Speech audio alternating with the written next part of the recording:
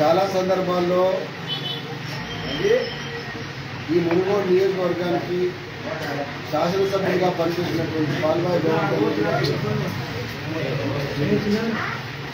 వారు ఏ పక్షంలో ఉన్నా సరే ప్రజాపక్షంగా ఉండి మునుగోడు అభివృద్ధి కోసం కృషి చేసింది. రాజగోపాల్ రెడ్డి యాదృచ్ఛికంగా జరిగినటువంటి ఒక అవకాశంలో గెలిచిన ఎమ్మెల్యేలు తప్ప ఇక్కడ స్థానికంగా ప్రజలతో కానీ కాంగ్రెస్ పార్టీని కానీ కాపాడి గెలిచినటువంటి ఎమ్మెల్యే గారు వారికి 22,000 ఓట్ల మెజారిటీ ఇచ్చినందుకు కృతజ్ఞతగా పార్టీకి రుణపడి ప్రజలకు రుణపడి పనిచేయవలసింది. అత్యంత కృతజ్ఞత లేని ధనంతో తనకు ఎమ్మెల్యే పదవిని, ఎంపీ పదవిని, ఎమ్మెల్సీ పదవిని ఇచ్చినటువంటి కాంగ్రెస్ పార్టీ నాయకుని తిట్టడమే పనిగా పెట్టుకోవడం ఏదైతే ఉందో అది ఇవాళ నాంపల్లిలో కొద్ది గంటల క్రితం జరిగినటువంటి తుంగపాడు గౌరారంలో సంఘటన ఏదైతే జరిగిందో దానికి ముందే ఆయన చాలా సందర్భాల్లో చెప్పినాడు. బహుశా దేశంలో ఒక రాజకీయ పార్టీలో ఉండగా ఆ పార్టీకి సంబంధించినటువంటి అధ్యక్షుడు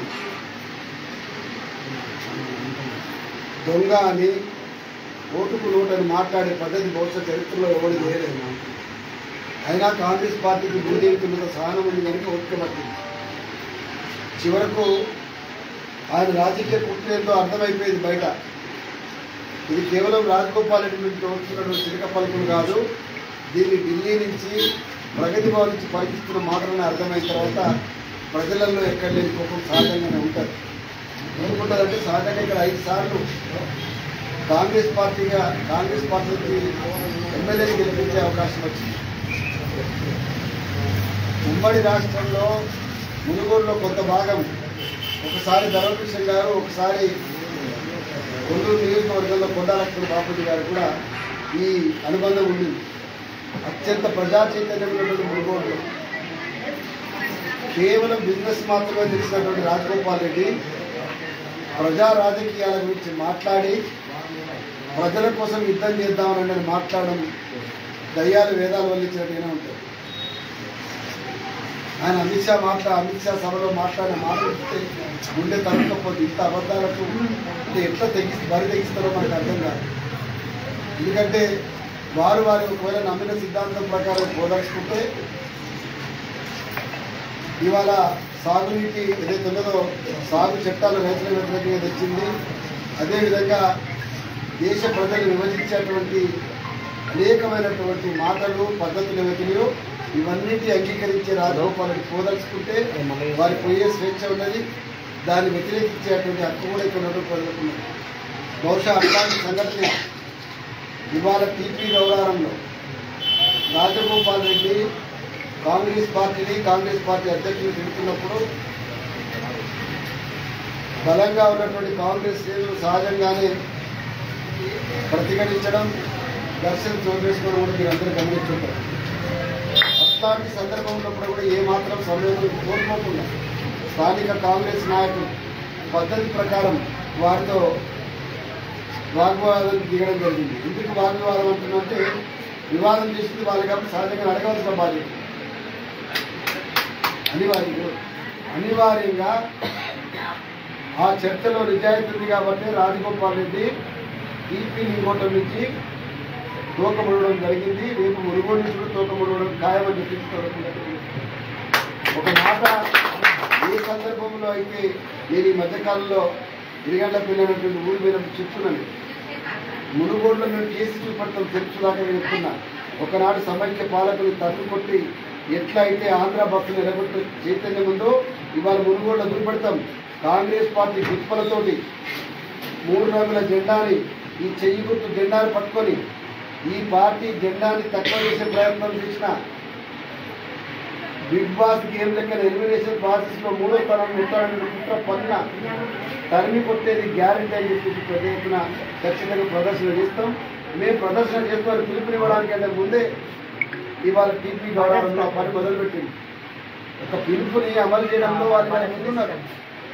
నేను కొత్తగా చేరినప్పటికీ తెలంగాణ ఉద్యమ నాయకుడిగా టీపీ గౌరవం ప్రజల్ని హృదయపూర్వకంగా ఉద్యమ నమస్కారాలు శుభాభినందనలు తెలియజేస్తాను. ఇది యావత్ మునుగోడుకు ఇవాళ ఒక మార్గదర్శి కావాలి. కేవలం ఎన్నికలతో ఉన్నటువంటి లెక్కింపులు మాత్రమే కాదు. తెలంగాణ ప్రజాక్షేత్రంలో ఇప్పటికీ మా చైతన్యం పోలేదు. తెలంగాణ రాష్ట్రాలు విభజిస్తే తల్లిని చంపిన పిల్లని బతికించినటువంటి నరేంద్ర మోడీ వ్యాఖ్యలు ఇంకా తెలంగాణ ప్రజలు మర్చిపోలేదని చెప్పి బీజేపీ నాయకులు గుర్తు చేస్తారు. ఇంకా అదొక్కటి మాత్రమే కాదు, నిన్న నిర్మలా సీతారామన్ వచ్చినప్పుడు మాట్లాడిన మాటలు కానీ వివిధ సందర్భాల్లో జీఎస్టీ అనేక సందర్భాల్లో రాష్ట్రాలతో హక్కుల సందర్భంలో కూడా కానీ కేవలము ఢిల్లీ పెత్తనానికి తాబేదారులుగా ఉండేటువంటి స్థితిలో తెలంగాణ లేదు. స్పష్టంగా చెప్పదలుచుకున్నాం. ఇవాళ కాళేశ్వరం పైసల కోసమో అవినీతి కోసమో చంద్రశేఖరరావు కాంప్రమైజ్ అయితేనేమో కానీ తెలంగాణ ఇచ్చినటువంటి పార్టీగా కాంగ్రెస్ పార్టీ ఎంత మాత్రం కూడా కాంప్రమైజ్ కాదని మాత్రం సందర్భంగా తెలియదలుచుకున్నాం. క్షేత్రస్థాయిలో ప్రజాప్రతినిధులకు ఇవాళ శ్రీకారం చుట్టినాం. రేపటి నుంచి కూడా ఇదే పద్ధతిలో కూడా 100% భారతీయ జనతా పార్టీ కార్యకర్తలు రాజగోపాల్ రెడ్డి నోరు అదుపులో పెట్టుకోకుండా మీ రాజకీయ ప్రచారం చేయండి. నరేంద్ర మోడీ గారు బ్రహ్మాండమైన అభివృద్ధి చేస్తున్నారు. నిరుద్యోగం అంతా వెళ్ళిపోయింది. 15 లక్షల రూపాయలు బ్యాంక్ అకౌంట్లో పడింది. కోట్ల రూపాయలు ఇన్ఫ్రాస్ట్రక్చర్ వచ్చింది.